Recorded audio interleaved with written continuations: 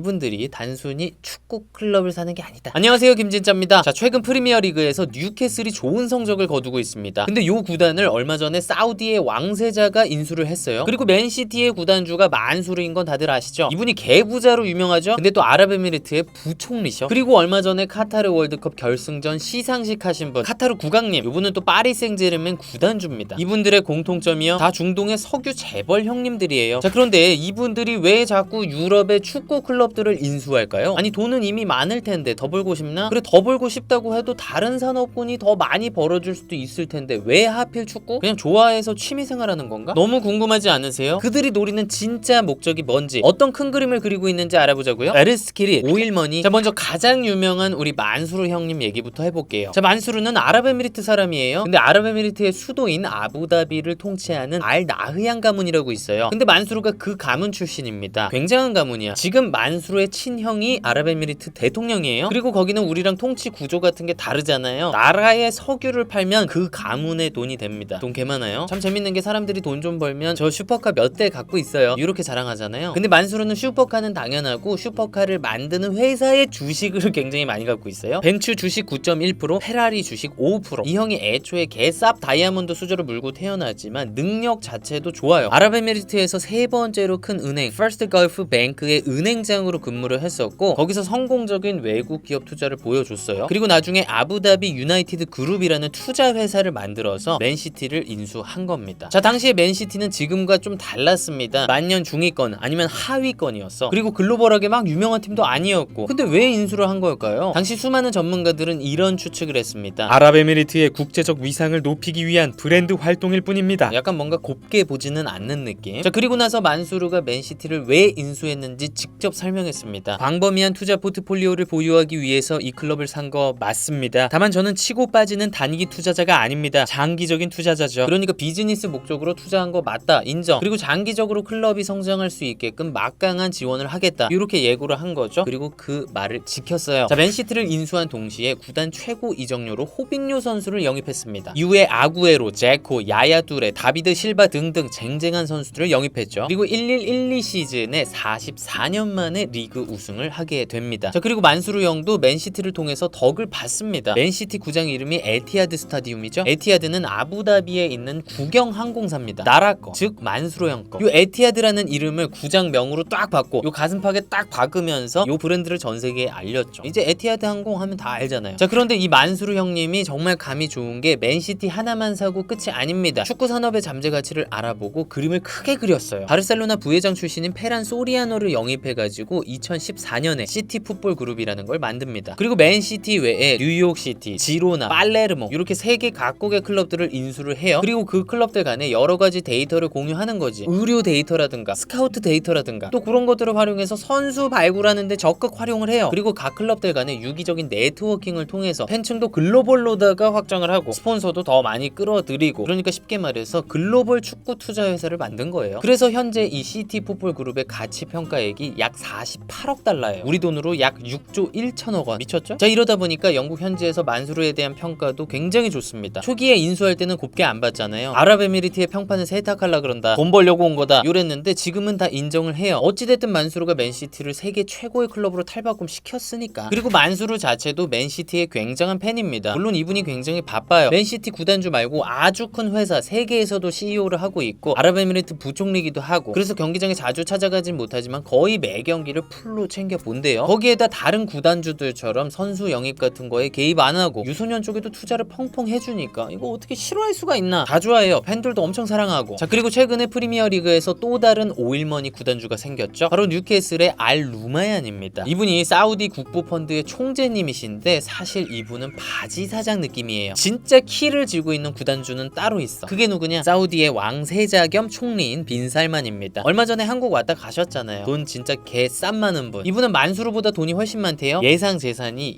2854조야. 무슨 숫자야 이게? 이분 집에 수족관, 영화관, 나이트클럽이 있대요. 그리고 재밌는 일화가 있는 게 이분이 휴가를 프랑스의 한 해변으로 갔대. 근데 갔는데 굉장히 이쁜 요트가 있네. 그래서 그 주인이랑 바로 협상해가지고 바로 샀답니다. 좀 싸게 샀대요. 6,500억 원에. 그리고 그 요트 안에다가 레오나르도 다빈치의 살바토르 문디 그거를 구매해가지고 싹 걸어놨대요. 자, 그러면 본론으로 돌아와서 이 빈살만은 도대체 왜 뉴캐슬을 인수한 걸까요? 첫 번째 번째 이유는 이겁니다. 스포츠 워싱. 스포츠 워싱이란 한마디로 스포츠를 통해서 국가의 이미지를 세탁하는 거예요. 사우디야 뭐 중동 국가니까 인권 문제 심각하죠. 실제로 프리미어리그 사무국에서 빈살만이 뉴캐슬 사는 거를 처음에 캔슬났거든요. 그 이유 중에 하나가 사우디의 인권 문제였어요. 근데 그래도 요즘 사우디 인권이 좀 괜찮아졌대요. 35년 만에 영화관을 열어가지고 사람들이 문화생활을 하게 해줬대. 그리고 특히나 여성 인권을 신장시켰다고 합니다. 아니, 여성들한테 운전을 하게 해줬대요. 운전.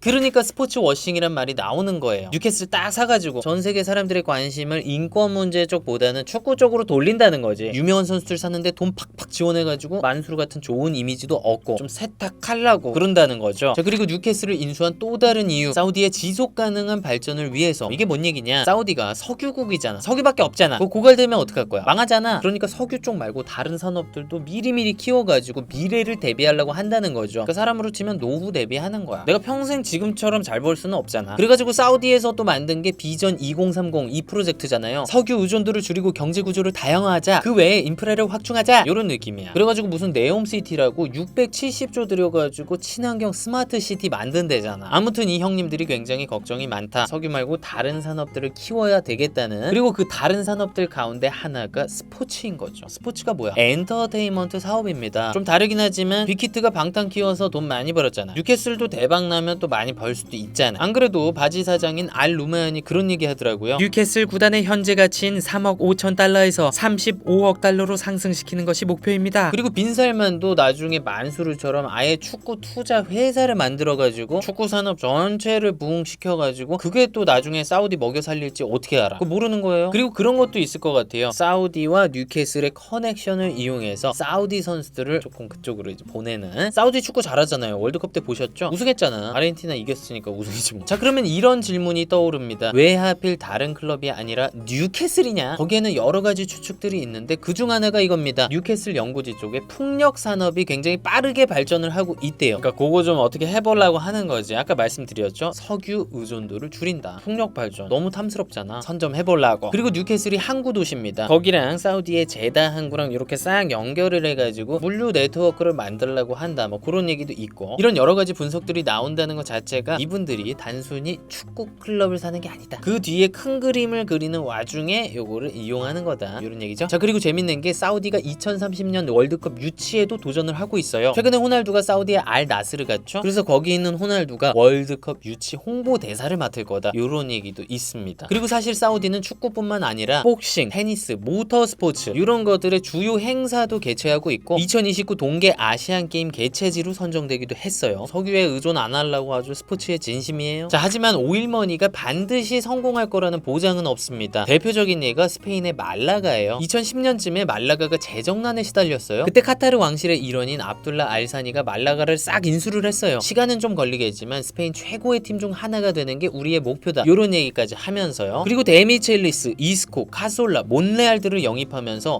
얘네 진심인가? 이런 생각을 갖게 했어요. 그리고 또 성적을 바로 냈습니다. 11-12 시즌에 구단 최고 성적인 리그 4위를 기록했고 12-13 시즌에는 챔스 8강까지 갔습니다. 이렇게 돌풍을 일으키니까 팬들이 레알의 갈락티코 정책을 따서 말락티코다 이런 얘기까지 나왔어요. 그런데 갑자기 구단주가 지원을 중단했어요. 이게 무슨 짠돌이 구단주들처럼 이적료 지원을 안 해준 게 아니라 모든 지원을 갑자기 끊었어. 그래서 말라가는 선수들 주급도 못 주고 이적료도 못 주고 세금도 못 내고 재정난이 옛날보다 더 심해졌어. 그래가지고 주요 선수들을 다시 되팔 수밖에 없었습니다. 그러다 보니까 스쿼드는 당연히 약해지죠. 결국 17-18 시즌에 리그 최하위로 강등을 당합니다. 그리고 지금은 2부 리그에서도 강등 위기예요. 자, 그렇다면 알사니는 대체 왜 말라가를 인수했던 걸까요? 알고 보니까 말라가를 이용해서 자금 세탁을 했던 거야. 심지어 클럽 자금을 빼돌려가지고 개인적인 일에 쓰기도 했대요. 그리고 결국 2020년 2월에 부실 경영으로 경영권을 박탈당하게 됩니다. 카타르. 자, 카타르 월드컵 우승 시상식에서 어떤 분이 메시한테 아랍권 전통 의상인 비시트를 입혀주죠. 그분이 바로 카타르 국왕이자 파리 생제르맹의 구단주 타민 빈 하마드 알산입니다. 아까 말라가 말아먹은 알산이랑 다른 알산이에요. 자, 그러면 이분은 왜 파리 생제르맹을 샀을까요? 여기에는 스토리가 조금 있습니다. 사실 이 알사니는 원래 스포츠 광팬이래요. 그래서 파리를 사기 전에 맨유를 사려고 했었대. 근데 이 글레이저 가문 아저씨들이 너무 비싸게 팔아서 마음을 접었대요. 적당히 불러야지. 그래서 이 국왕님이 맨유 말고 어디 사지? 이러고 있었는데 그때 마침 프랑스 대통령인 사르코지가 파리 생제르맹을 사라고 설득을 했다는 겁니다. 사르코지가 파리의 열성 팬이었대요. 그래가지고 파리를 샀다는 거야. 그런데 사실 여기에는 좀 뒷얘기가 있습니다. 그게 일명 카타르 게이트입니다. 사건의 전말은 이래요. 2022 월드컵 개최지 선정 투표 열흘 전에 카타르 국왕 알산이랑 사르코지 대통령이랑 당시 유럽 축구 연맹 회장이었던 플라티니가 비밀 회동을 했대요. 자, 일단 여기서 플라티니는 UEFA 회장이죠. 그러니까 월드컵 개최지 투표 권한이 있는 사람이에요. 그래서 사르코지가 판을 짠 거지. 야 플라티니, 너 월드컵 개최지 카타르 투표해? 그리고 국왕님 들었죠? 카타르에 투표할 거예요. 그러니까 파리 좀 사주세요. 지금 파리가 재정이 안 좋거든요. 다 얘기된 거예요. 오케이? 그래서 결국에 그 거래가 성사가 된 겁니다. 카타르는 월드컵을 얻고 그 대가로 파리를 산 거죠. 자, 그렇다면 카타르는 왜 그렇게까지 월드컵을 개최하려고 했을까요? 근본적으로는 아까 사우디랑 비슷한 이유입니다. 석유 팔아서 먹고 사는 거에 덜 의존하려고. 근데 사실 카타르는 석유보다 천연가스가 더 많대요. 나라 전체 수익 구조의 61%가 천연가스라고 하니까 뭐 말 다 했죠. 이거 없어지면 다 굶어 죽는 거야. 근데 또 하필 천연가스가 다른 자원들에 비해서 가격 변동성이 굉장히 크답니다. 들쭉날쭉. 그러니까 미래가 너무 불안정한 거지. 또 언젠가는 고갈이 될 테고. 그러니까 사우디처럼 무조건 다른 산업을 키워야 된다. 그리고 그러려면 월드컵만한 게 없다. 왜 월드컵이 짱이냐고요? 월드컵 하려면 경기장 지어야지, 공항 만들어야지, 경기장까지 이동할 고속도로 닦아야지, 전기 깔아야지, 수도 깔아야지, 인터넷 설치해야지, 또 숙소, 호텔도 지어야죠. 이렇게 나라 전체의 인프라가 확충이 되는 거야. 그리고 월드컵이 끝나고 그 인프라들을 활용해서 다른 산업들을 키워나갈 수 있는 거죠. 확실히 그런 큰 그림을 그렸다는 걸 알 수 있는 게 이번에 카타르가 월드컵 준비한다고 280조 원을 썼대요. 러시아 월드컵 때 들인 돈의 20배.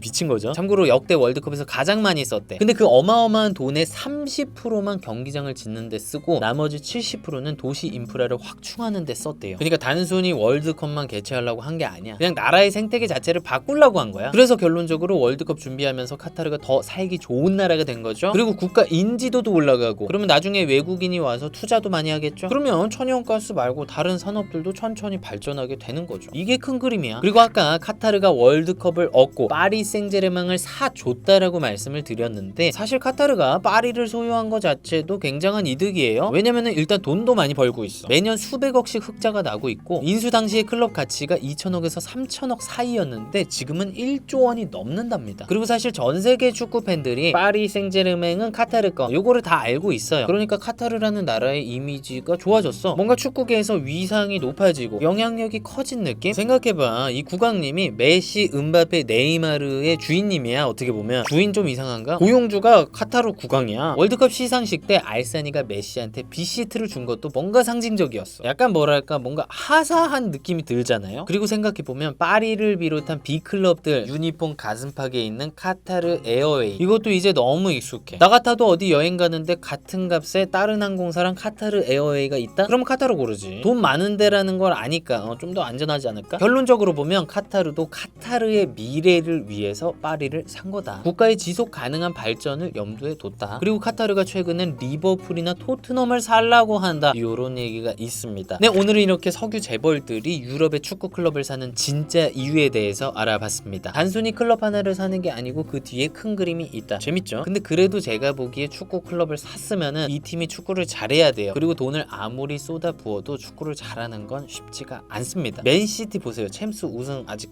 파리도 아직 못했어. 뉴캐슬이 제일 먼저 하는 거 아니겠죠? 참 축구가 어려워요. 그게 축구의 매력이죠 또. 네, 오늘은 여기까지입니다. 저는 또 다음 축구 컨텐츠에서 뵙겠습니다. 감사합니다. 뿅.